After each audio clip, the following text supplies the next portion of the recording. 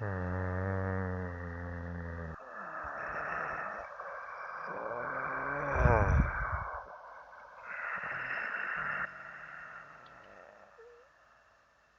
we change the direction, you can see that sun glimmering off the teeth and the gums there.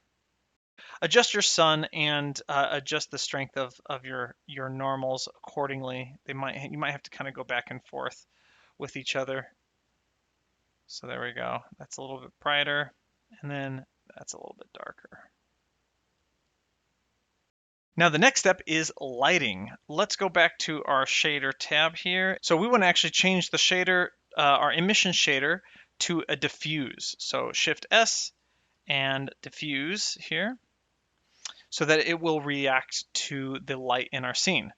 So let's bring the roughness all the way up, or 50%, however you think is appropriate. We already kind of have a fake specular already just from the original image, which kind of takes away from the realism a little bit. So you can always get rid of that specular if you want, but I'm not going to do that for this tutorial. So now that we have a diffuse, let's go to our layout, come over to our rendered preview, and then come down to our film and then check transparent. And now we can see it reacting to the light in our scene. Of course, we got to move our light. So let's go find where our light is. Select our light in the, okay, there it is. So we need to bring our light down here. Let's go back into camera view. So there we go. Oh, wow, that's pretty bright. Now, I'm actually going to change this to a sunlight, and I've got a window over here in my bathroom that's just pouring in light here. So I'm just going to change this to a sunlight. So come to the light properties, change this to sun, and we're going to move this in this direction over here, just like that. And then the strength is 1,000. We don't need it to be that much. So I'm going to go down to 20, see what that is. That's still too much. So we can kind of just adjust this as we see fit. So I'm just going to slide that until I find a kind of a happy medium that I think is good. Now, this is a good start here. And then if we can see our face kind of reacting to it. So this is a little bit darker, which it should be because it's in the shadows a little bit, than when it's over here. But I think the gums are too bright. And I don't want to bring down the teeth. The teeth are good right now. So let's go back to the shading tab here.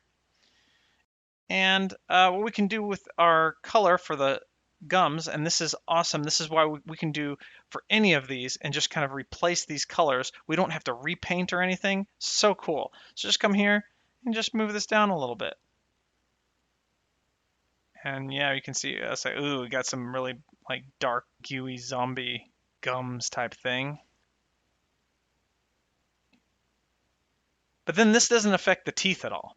So I can affect those separately. I can make them brighter, make them darker. I think I'm going to make them just a tad bit brighter. Maybe something like that. Cool, yeah, I like that. Same thing with the skin. We can play around with making that brighter or darker. And for these, we actually don't need to save our images because we actually haven't changed the alpha masks at all. We just changed the colors that were being shown. All right, cool. So let's go back over to our layout and see what we've got. Haha, we've got some pretty cool stuff. Okay, so I do notice that this is kind of hanging out because I moved this over again. So now I could go back here and change this angle again, or if I just select it and I rotate it on this double Z there, I can also do that too. So it's just in just a little bit. I think I'm going to do the angle though, just a little bit more. Not a whole lot, but we'll just make sure that's not sliding around though. Again, if you change something, definitely make sure to check it in all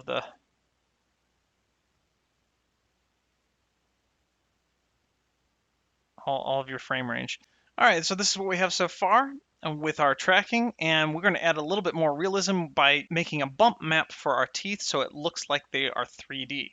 So I'm going to open up another instance of Blender, delete the default cube, 7 to top mode, add in images as planes. We're going to add in our zombie image again, rotate on the Y 90, and let's go into flat texture mode and rotate on the Z 90. Again, when you import images as planes, it's a different local axis than what a normal plane would be. It's a little bit weird. This is backwards, so I'm just gonna rotate on the Y 180 degrees. There we go. Okay, so we're just going to use this image to create a displacement map. And the way we do that is come over to modifiers, add modifier, and subdivision surface with simple.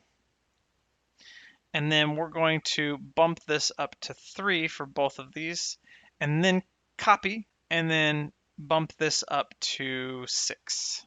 And I might be able to bump this up to 4 as well. But you got to be careful because there's a lot of geometry now.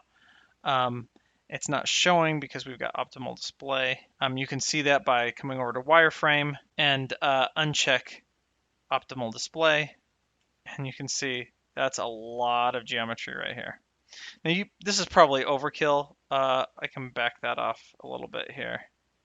Yeah, we'll do 5, or we can even do 4 and 4. Yeah, let's do 4 and 4 for now. Okay, so let's add in a displacement modifier after that, and then we're going to have to add in a new image, so new texture, and then we can't adjust it here for some reason. We actually have to go to our texture tab and then select our zombie photo, and then come back to our modifiers, and now we can select from local, we can select UV. And ta-da! Now we have this being displaced. Now, you might not be able to tell, but if we come over here, you can see this is actually being displaced. Okay, so this is way too strong, so let's bring down the strength to somewhere around, I would say, yeah, like right there. 0.01 is good, I think. That'll get us what we need. I don't want the image to be displayed. I actually want to change this to studio and material. So now you can see kind of what's happening in the geometry and stuff. I'm going to uncheck the wireframe there and come up to top view, or let's go into rendered mode here and go to our material, and I'm just going to change the base color. We're just going to get rid of that by clicking this X here, and then we're just going to change this to a basic diffuse, and this color is just fine. Okay, so now I'm going to grab my light and I'm going to move it across our image, and it's too bright, so let's bring this down to 50. That's too dark. Let's do 500, and that's still too, well, let's see how far away is it from our, okay. So let's bring this closer down here. Okay, and then now we can bring this down to 50 maybe. Yeah, so if I move my light back and forth, you can see it's reacting to that. I'm gonna maybe up that strength a little bit. Let's make that, yeah. So I'm gonna just kind of gauge it like this. That a little bit stronger there. Yeah, that's better. I like that. So once you find a displacement that you're happy with and the shadows that you're happy with, we need to render out a normal map. So go to our shading, top mode here again, and of course I have to adjust these like I want here, and I'm going to come over here to the image properties, make sure I take note of the size of the image again, 1920 by 1109. Come over here and add in a new texture, image texture, click new, and we'll title this normal. I don't need the alpha, and then 1920 by 1109, and then okay. Now I'm not going to select connect these up because I'm going to bake onto this. So Let's go to our render view here. We want to bake, so let's go to bake our normals. We have to do this in cycles, so let's change that to cycles. Come down here to bake, change bake type to normal. We want tangent as our normal space, and with our object selected and our normal texture selected, we can now choose bake. There we go. Here is our normal bake. Perfect. So this is what we want to use. So let's go ahead and save this in our materials as normal. Again, I'm just going to save it as a PNG. You can save it as whatever you want there. All right, so let's go back to our zombie teeth here. Go to shading, and then we want to add in a normal in our diffuse. So let's go ahead and add in a texture, image texture, and then open materials and normal. Now we can't just connect this in right away. It's going to create some weird results. So what we want to do is add in a vector and then normal map, and we want to place that right in between. And there we go. That is a little too high though. So if I go down to 0, and you can see what's happening there. So we're going to bump that to about 0.5 or maybe 0.6. You can see as I go up, it is well, it looks like it's getting darker, but that's because there are more shadows that are bouncing off from our mesh. So, all right, so something like that. And why don't I need a timeline on here too, so I can scrub through here. Okay. Aha, but I did forget to do something with the normal map, and Blender Guru Andrew Price would be disappointed if I did not say that you need to change the color space from RGB to non-color data. And then that is why it was a little bit darker than it should be. And now you can see as we put that, now that you can see this weird like pixelated thing, let's actually go and change that. So you can see these pixels down here. Let's go back and do something about that. First of all, I'm going to go to Object and then Shade Smooth and see if that makes a difference. I know it makes a difference here. Is that not being rendered right? Okay, there we go. Okay, well maybe that does make a difference. So let's go ahead and try and bake it like that, because this is way too pixelated. Okay, select this, bake type normal, space tangent, and bake. Okay, yeah, that's a lot more smooth, of course. And if we wanted to even go smoother, we can actually just, remember, go back up here and bump these up maybe once or twice more, just for the bake.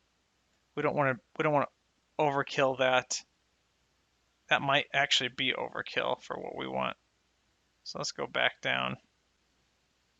So back down to 4. That's good enough. I think I've already baked that at 4, so let's go ahead and save as, and we're just going to overwrite that. So now coming back here, let's unplug this and then plug it back in so we can update that. Hopefully, actually, you know what? That's not going to update it. Let's just go ahead and open it again, I think. There we go. Okay, non-color data. And let's, oh yeah, look at that. That's a lot better. So now we have some nice smooth. We can even go probably, usually the best results are like below 1 or around 1. This one is probably going to be, looks like maybe between 1 and 2. So it's a 1.8 for now. All right, and now let's scrub through here and see what we have. So we should have the light reacting. It's a little bit hard to tell. Let me just go ahead and move my light around. So if I take that and just take this little thing and move my light around. Okay, I know why. Let's go into rendered. There we go. We're in material preview still. So rendered mode. Now let's scrub through here, see if we can see. Yes. So we have the light. These middle teeth here are a little bit brighter, but then when they come back down here, they get darker. Yes, just like that. And of course, we can just move the light around. You can see how that's changing with the teeth. Let's can we scroll in here? Okay, let's bring this sun in here. It doesn't matter how close the sun is, by the way. The sun is just for directional purposes only. So can change as we change the direction. You can see that sun glimmering off the teeth and the gums there. So yeah, it's pretty awesome. So what we want to do is we want to make sure that the sun is kind of coming from the same direction the light is in my actual footage, which is about like right here. Something like that. That looks terrible. So yeah, that's not going to be right. So let's actually go back out into our layout mode. Just go into top view, just so I can actually kind of see it here. Okay. All right, and I'm gonna kind of adjust to where I think that the light should be here. Let's go. There we go. Yeah, maybe we can play around with the strength of it too. I don't know if I want to go too strong with that. Oh, also, another thing, if you don't get the shadows shining on your model right, check your space. Oh, this is actually showing the last thing. Since this is flat shaded and texture, it's going to show the last texture that I have selected. So if it's the normal map, it's going to show the normal map. If it's the alpha, it's going to show the alpha. I'm going to click the zombie so that it will show the zombie. But what I want to do is if the sun isn't reflecting correctly off of this, you can't get that to work right, come up here to your overlays and then choose face orientation. This will show you what the back faces and the front faces are. You want the front face blue. The back faces are red. If that is different, all you have to do is tab into edit mode and Alt in and flip normals. Or Alt N, you can recalculate inside or outside, but that is how you change that. And hopefully that will help change what you see on the screen as far as the lighting. Okay, but I am going to keep messing with this, and yeah, it's not necessarily all that physically accurate. I'm just going to be using a sun, but if you really wanted to, you could create the sun coming in from the window over here. You can actually model the walls that it's bouncing off of, and in cycles, at least, you will have that bounce light. I don't know how Eevee calculates bounce light, but I am just going to make do with just this, and we'll just position this however I think is fit for this. We can maybe also go down a little bit too. So it's kind of angled a little bit more downward, just however that might look okay there. And then we can scrub through, of course, and see how that plays out. And that might be a little bit too prominent. Let's just go and come back to our normal, and we're going to bring this down a little. Yeah, okay, so that is a lot better. So adjust your sun and adjust the strength of your normals accordingly. You might have to kind of go back and forth with each other. So there we go. That's a little bit brighter, and then that's a little bit darker. Okay, awesome. So now we need to render out our image sequences. So if you're liking what you see so far, please consider supporting me by going over to Gumroad and purchasing the full course Zombie Face. It's a starter pack here. It's a pre-order, so pre-order at $15, which is half off $30 for now. But it includes a whole bunch of different things. We're going to depth camera tracking. You get a skull. I've modeled a skull for you to use in your 3D object environment. You fit it to your head and to your face, and you can paint it on, and it will create negative spaces. So you have like eye sockets and stuff. It's really cool. There's also an occlusion mask there that I'll include, and I'll teach you how to make an occlusion mask to fit your own face. We also got a moving jaw here, so I'll teach you how to rig up that jaw to where it moves with your mouth. We've got a whole bunch of extras too, 2D masking, cutting out holes in your head, putting clean plates behind there, making brains. I'll show you how to do all this. Color grading your skin, making it more of a decayed look like a zombie, and even matching the shadows of your original contour of your face and casting that onto your zombie face. So all of that is 50% off now. Again, pre-order only. Right now, the creation of the course will depend on how many people are interested and how many pre-orders I receive. The deadline is October 29th, which is 2 weeks, 2 weeks from today. Well, 2 weeks from a couple days ago. But yes, please consider supporting me, and hopefully I will see you over there. Boop.